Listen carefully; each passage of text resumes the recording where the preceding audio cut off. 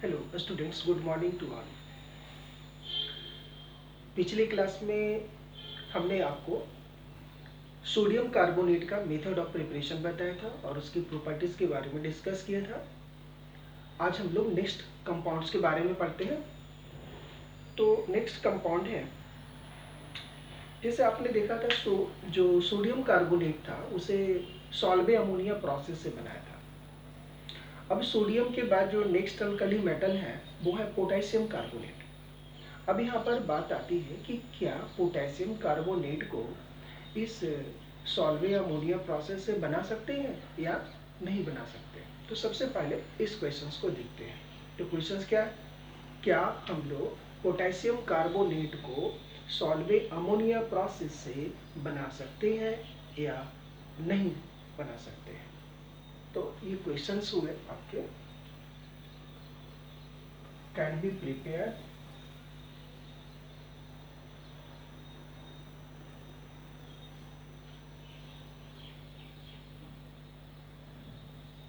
K2CO3 by Solvay ammonia process.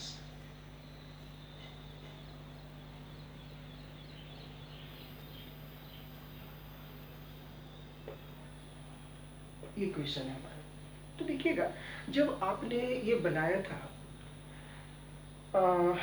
Solvay ammonia process और sodium carbonate, तो उसमें सबसे पहले आपने क्या किया था, ब्राइन सॉल्यूशन लिया था। ब्राइन सॉल्यूशन क्या था, aqueous solution of sodium chloride. यहाँ क्या लेंगे, KCl लेंगे।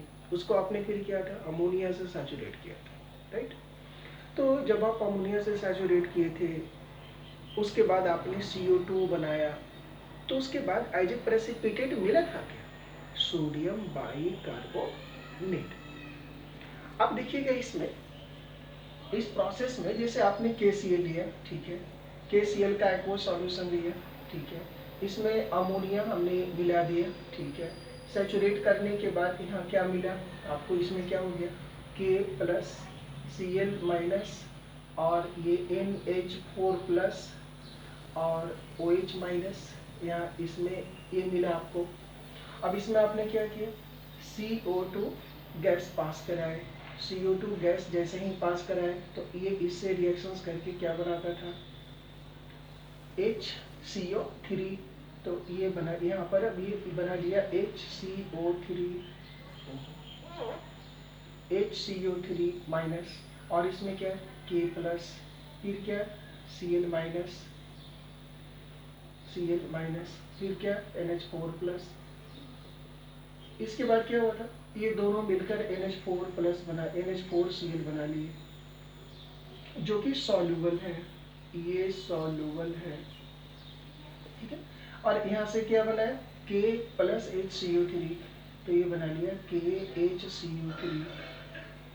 अब जब आप यहाँ पर ब्राइन सॉल्यूशन आपने लिया था, तो ब्राइन सॉल्यूशंस के कंडीशंस में NaCl था, तो यहाँ पर NaHCO3 बना था, और यहाँ क्या बन रहा है, KHCO3। अब डिफरेंस ये है कि NaHCO3 इनसॉल्युबल था, जबकि ये KHCO3 भी सॉल्युबल है, और साथ साथ ये अमोनियम क्लोराइड भी सॉल्युबल है। अब बताइए, जब यह भी सॉल्युबल है तो फिर इसे हम लोग फिल्टर आउट कैसे करेंगे, फिल्टर ही नहीं कर पाएंगे। जब फिल्टर ही नहीं कर पाएंगे तो आपको पोटेशियम बाइकार्बोनेट मिलेगा ही नहीं, तो फिर आपको हीट करके कैसे आप सोडियम पोटेशियम कार्बोनेट ऑब्टेन कर सकेंगे। तो आंसर ये हुआ कि हम लोग सॉल्वे अमोनिया प्रोसेस से सोडियम कार्बोनेट तो बना सकते हैं, लेकिन पोटेशियम कार्बोनेट को आप नहीं बना सकते हैं। और रीजन क्या हो गया कि during the preparation of potassium carbonate bye Solvay ammonia process, precipitate of KHCO3 is not obtained. Thus KHCO3 which is obtained during the preparation of potassium carbonate from solve ammonia process, it is soluble, so we cannot obtain the precipitate of KHCO3। और precipitate नहीं मिला तो उसको हम लोग filter नहीं कर सकते। फिल्टर नहीं करेंगे तो हीट करेंगे तभी तो ना मिलता था ना, तो पोटेशियम कार्बोनेट नहीं मिलेंगे। तो इससे पता चला कि we cannot prepare potassium carbonate by Solvay ammonia process, right? Next अब हम लोग देखते हैं, नेक्स्ट इसके कंपाउंड्स देखते हैं। कुछ ऐसे कंपाउंड्स हैं जैसे beryllium chloride. Next compound is beryllium chloride, BeCl2। ये जो बेरिलियम क्लोराइड है ये दो फेज में एग्जिस्ट करता है। फर्स्ट इन गैसियस फेज, और दूसरा ये सॉलिड फेज में एग्जिस्ट करता है, सॉलिड फेज। यानी beryllium chloride exist in two phase, first one is solid phase, other is gaseous phase. तो हम लोग एक एक करके सभी के बारे में स्टडी करते हैं।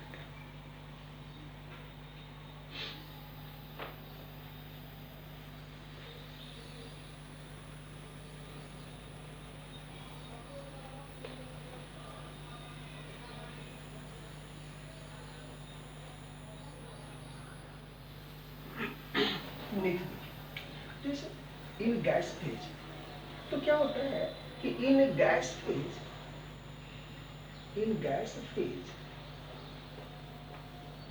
Beryllium chloride BeCl2 get dimerise, ये डाइमेराइज हो जाता है और इस तरह ये बनाते हैं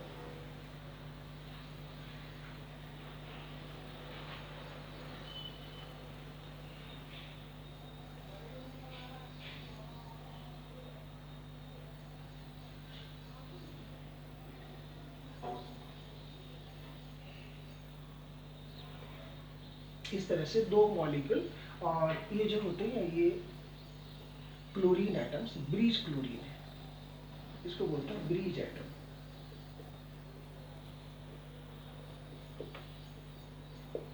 इसलिए ब्रीज के जैसे काम करते हैं। और ये जो बॉन्ड होता है यहाँ से, इसके जो इलेक्ट्रॉन पेयर है वो इसको डोनेट करते हैं। जैसे एक्चुअली में जो बेरिलियम होता है उसके स्ट्रक्चर आप देखिए, इलेक्ट्रॉनिक कॉन्फ़िगरेशन।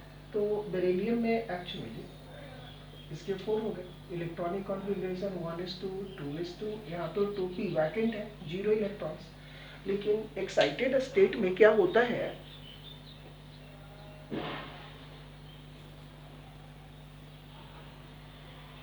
ये एक्साइटेड स्टेट में यहाँ से क्या होता है कि इसके एक इलेक्ट्रॉन यहाँ चले जाते हैं। तो अब ये एक्साइटेड स्टेट में इसको इस तरह दिखाएंगे ऐसा, तो ये 2s है, ये 2p है।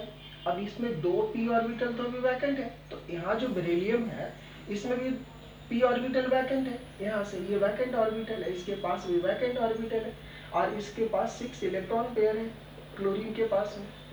तो ये क्या करता है कि इस वैकेंट ऑर्बिटल में ये क्लोरीन इसको देता है और ये क्लोरीन इसको देता है, और दोनों के बीच में ब्रिज का काम करता है, और ये क्या करता है, डाइमेराइज हो जाता है और Be2Cl4 के फॉर्म में एग्जिस्ट करता है।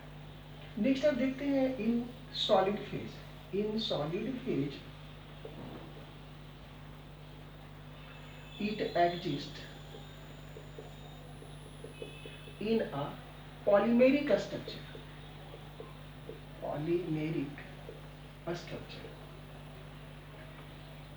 ढेर सारे बेरिलियम क्लोराइड के मॉलिक्यूल्स आपस में पॉलीमराइज हो जाते हैं इसमें। अब देखिए कैसे, जैसे ये बेरिलियम है तो एक यहाँ पर आए, एक इधर आ गए, यहाँ ये बेरिलियम है तो ये एक इधर आ गए, एक इधर आ गए, तो इसका एक Cl और इसका एक Cl यहाँ है और एक Cl यहाँ है। तो फिर ये क्या करेगा, इस तरह से इसके साथ ये बॉन्ड बनाएंगे, ऐसे ये इसके साथ बॉन्ड बनाएंगे, फिर यहाँ बेरिलियम ले लीजिए, तो फिर ये इसके साथ बनाएंगे, और एक इसके Cl यहाँ है जो इसके साथ बनाएंगे, फिर आप बेरिलियम लेंगे। नेक्स्ट जो BeCl2 होगा वो इस तरह से होगा, और एक यहाँ Cl है तो ये ऐसे, ये ऐसे, इस तरह से ये अटैच्ड होंगे और this one is the polymeric structure. और यहाँ पर जो ये जो क्लोरीन एटम्स है वो ब्रिज एटम्स के जैसे काम करते हैं, ये दोनों ही ब्रिज एटम के जैसे काम करते हैं, ब्रिज एटम ऐसा। अब हम लोगों ने ये देखा कि सोडियम कार्बोनेट कैसे बनाया गया, क्या किया, फिर इसका स्ट्रक्चर के बारे में हम लोगों ने देखा। नेक्स्ट अब हम लोग देखते हैं एक डायगोनल रिलेशन आपने पढ़ा होगा। अब देखो डायगोनल रिलेशन क्या होता है, diagonal relation. Next diagonal relation, ये जो डायगोनल रिलेशन है इसमें क्या होगा कि जैसे लिथियम है, बेरिलियम, बोरोन, कार्बन, इसके नीचे में आएंगे सोडियम, यहाँ मैग्नीशियम, यहाँ बोरोन के बाद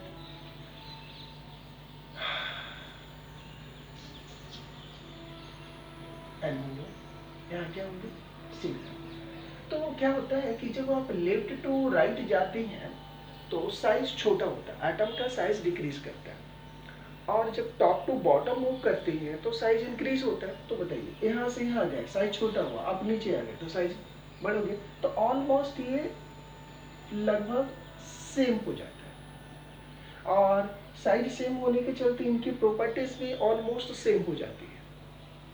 ठीक उसी तरह बेरिलियम का एल्युमिनियम के साथ, बोरोन का सिलिकॉन के साथ सिमिलैरिटी होता है, और ये जो जिन दो एटम्स में सिमिलैरिटीज दिखाई दे रही है वो डायगोनली प्रेजेंट होते हैं पीरियोडिक टेबल में। So such type of relation is called diagonal relation. तो डायगोनल रिलेशन में एल्युमिनियम की सिमिलैरिटीज मैग्नीशियम, सॉरी लिथियम की सिमिलैरिटीज मैग्नीशियम के साथ, बेरिलियम की सिमिलैरिटी एल्युमिनियम के साथ, बोरोन की सिमिलैरिटी सिलिकॉन के साथ, जिसे ही हम लोग डायगोनल रिलेशनशिप बोलते हैं।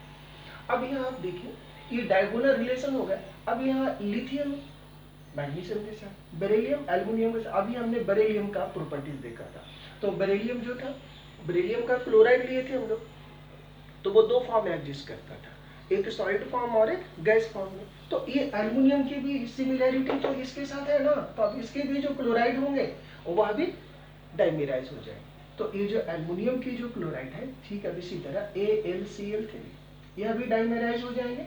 डाइमेराइज होंगे तो देखिए कैसे बनाएंगे, ये भी डाइमेराइज होंगे, और डाइमेराइज होकर ही ऐसे बनाएंगे।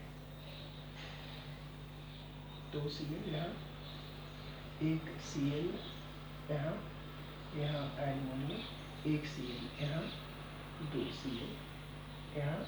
और अब देखिए ये जो एल्युमिनियम है, एल्युमिनियम में भी जो इसके एटॉमिक नंबर 13 होते हैं। अब atomic number 13 electronic configuration 1s2 2s2 sorry बेटा 2p6 3s2 और 3p1। देखिए 6 4 10 2 12 13। तो p वाले ऑर्बिटल तो यहाँ भी वैकेंट है ना भाई, ये एक्साइटेड स्टेट में भी जाएगा तो एक ऑर्बिटल तो इसमें वैकेंट होगा ना, p का एक, और p का ये 3 होते हैं, तो यहाँ 1 2 एक ऑर्बिटल तो वैकेंट है। तो इसमें भी वैकेंट ऑर्बिटल है, इसमें भी वैकेंट ऑर्बिटल है। तो उसमें क्या किया, ये एक इलेक्ट्रॉन पेयर दिया, ये इसको इलेक्ट्रॉन पेयर दिया, और ये डाइमेराइज हो गया। अब ऐसा इसलिए कि जो बेरिलियम है और मैग्नीशियम है, बेरिलियम और मैग्नीशियम दोनों की प्रॉपर्टी सेम थी, तो ये डाइमेराइज था, तो ये भी डाइमेराइज था। ये पॉलीमेरिक स्ट्रक्चर में भी ये एडजस्ट कर सकता है। तो इसमें पॉलीमेरिक स्ट्रक्चर में यहाँ 1 2 है ना, तो ये अब क्या होंगे कि इसमें ये डाइमेराइज होकर के रह जाते हैं। पॉलीमेरिक स्ट्रक्चर होने के लिए और भी इसमें और भी आगे आगे चाहिए, जो कि इसके सारे वैलेंस से सेटिस्फाइड हो गए, इसमें एक ही ऑर्बिटल थे, इसलिए ये डाइमेराइज हो जाते हैं। नेक्स्ट हम लोग देखते हैं लिथियम क्लोराइड। तो लिथियम क्लोराइड जो होते हैं वो इस फॉर्म में एग्जिस्ट करते हैं, 2H2O के फॉर्म में, इसे याद रखें। नेक्स्ट है अब लिथियम का रिलेशन मैग्नीशियम के साथ, तो मैग्नीशियम भी इस फॉर्म में एग्जिस्ट कर रही है इस तरह से।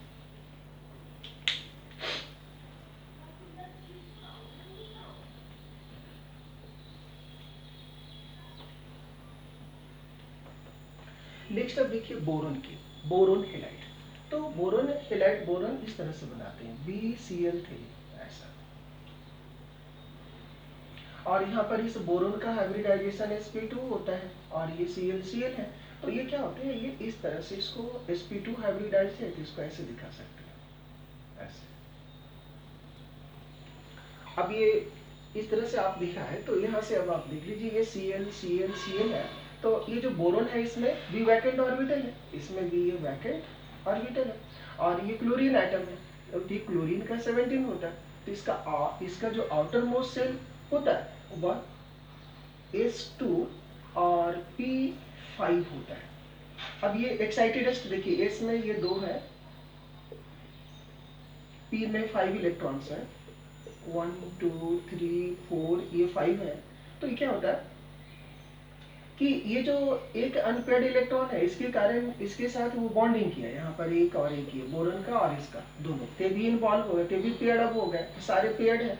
तो लेकिन ये बॉन्डिंग में इन्वॉल्व है, लेकिन ये सभी तो नॉन बॉन्डिंग है ना, ये सभी। तो इसमें क्या होते हैं, सारे ये ऑर्बिटल ये ऐसे होते हैं। एक ऑर्बिटल इसमें का इसको मैंने दिखाया जिसमें कि ये इलेक्ट्रॉन्स भरा हुआ, जो इसके जो बोरॉन में जो वैकेंट ऑर्बिटल है उसके पैरेलल है, और ये फुलफिल्ड और ये वैकेंट है। तो ये क्या होता है, इसके इलेक्ट्रॉन इधर ये ट्रांसफर हो जाते हैं, जिसके कारण अब ये इधर ट्रांसफर होगा। अब इसमें भी ये जो क्लोरीन एटम है यहाँ भी तो इस तरह से ये होंगे, तो यहाँ भी ट्रांसफर, यहाँ भी ट्रांसफर। तो इसी को बोलते हैं हम लोग बैक बॉन्डिंग। बैक बॉन्डिंग यानी बैक बॉन्डिंग क्या हो गया कि यदि कोई पैरेलल और 2 पैरेलल ऑर्बिटल्स है, उनमें से एक फुलफिल्ड है और एक वैकेंट है, ठीक है। तो फुलफिल्ड ऑर्बिटल से वैकेंट ऑर्बिटल में जो इलेक्ट्रॉन का माइग्रेशन ट्रांसफर हो जाता है, ठीक है, जो कि उस मॉलिक्यूल को स्ट्रेंथन करता है, that type of bond is called back bonding. तो ये जो बैक बॉन्डिंग है, तो इसमें क्या होता है, ये सारे के सारे बैक बॉन्डिंग होते हैं, बैक बॉन्डिंग शो करते हैं। तो यहाँ से अब ये इलेक्ट्रॉन्स यहाँ इसमें कर दी। अब ये क्या होते हैं कि ये जो बैक बॉन्डिंग किए थे यहाँ भी ये सारे बैक बॉन्डिंग शो करेंगे, जिसके कारण ये जो BCl3 है इसमें सारे bond, all BCl bond length are equal, सारे इक्वल लेंथ के होते हैं। ऐसा नहीं कि किसी का लेंथ कम है तो किसी का लेंथ ज्यादा है, ऐसा नहीं है। जनरली ये देखा जाता है, यदि आप ढेर सारे मॉलिक्यूल्स के बारे में पढ़ोगे, केमिकल बॉन्डिंग पढ़ोगे, तो उसमें कि जो मॉलिक्यूल्स होते हैं उनका जो बॉन्ड होता है, जैसे मान लीजिए एक मॉलिक्यूल में 2 3 4 बॉन्ड है, तो कुछ एक्सियल है, कुछ इक्वेटोरियल है, मतलब जितने भी बॉन्ड होते हैं वो उन सभी का बॉन्ड लेंथ सेम हो भी सकता है, नहीं भी हो सकता है। तो कुछ ऐसा भी मॉलिक्यूल है जिसके सारे bonds which are present in that molecules are not same in length. लेकिन यहाँ BCl3 में देखा गया कि सारे बॉन्ड लेंथ बोरोन और क्लोरीन के बीच का जो बॉन्ड है सभी के सभी इक्वल लेंथ के हैं। नेक्स्ट है, अब ये क्या होते हैं, ये बोरॉन, अब ये सिलिकॉन है, तो सिलिकॉन की भी प्रॉपर्टीज इसी ढंग से होगी। तो ये हमारे पास ये इस तरह से आप देखेंगे कि बोरॉन भी सिलिकॉन भी हेलाइड्स बनाएगा, लेकिन ये टेट्रा हेलाइड्स बनाएगा, 4 बनाएगा, और ये इलेक्ट्रॉन डिफिशिएंट है। अब आप यहाँ देख लीजिए कि BCl3 में इसके सराउंडिंग्स बोरॉन के आउटर मोस्ट शेल में टोटल 6 इलेक्ट्रॉन्स हैं, और कोई भी एलिमेंट चाहता है कि हम अपना आउटर मोस्ट शेल में 8 इलेक्ट्रॉन्स बनाए, तो it is short of 2 electron in order to form octet. तो इसलिए due to deficiency of 2 electron, due two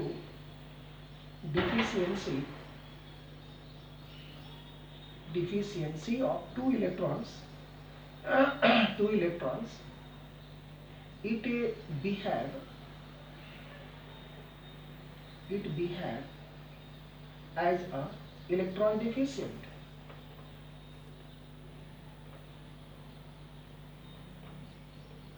electron deficient molecule. और जब इलेक्ट्रॉन डिफिशिएंट है, ये 2 इलेक्ट्रॉन हमेशा इसके पास 2 इलेक्ट्रॉन की डिफिशियंसी है, तो नेचुरली ये चाहेंगे कि 2 इलेक्ट्रॉन हम कहीं ना कहीं से गेन कर लें। तो जब वो 2 इलेक्ट्रॉन गेन करना चाहेंगे, ठीक है, राइट, 2 इलेक्ट्रॉन वो गेन करना चाहेंगे, ठीक है, तो ऐसे मॉलिक्यूल जो इलेक्ट्रॉन्स पेयर को गेन करना चाहते हैं वो लुईस एसिड्स होते हैं। तो इस तरह से ये क्या होते हैं, ये लुईस एसिड के जैसे काम करते हैं। Lewis acid. क्यों? इसलिए कि जो इलेक्ट्रॉन पेयर को गेन करते हैं वो लुईस एसिड कहलाते हैं। तो ये सारे ये जो बोरॉन ट्राईहेलाइड्स हैं वो क्या कहलाएंगे? लुईस एसिड्स कहलाएंगे। ठीक है, ओके। तो अब हम लोग नेक्स्ट क्लास में यहाँ से मैं कंटिन्यू करूँगा। आज इतना ही। Okay, thanks to all.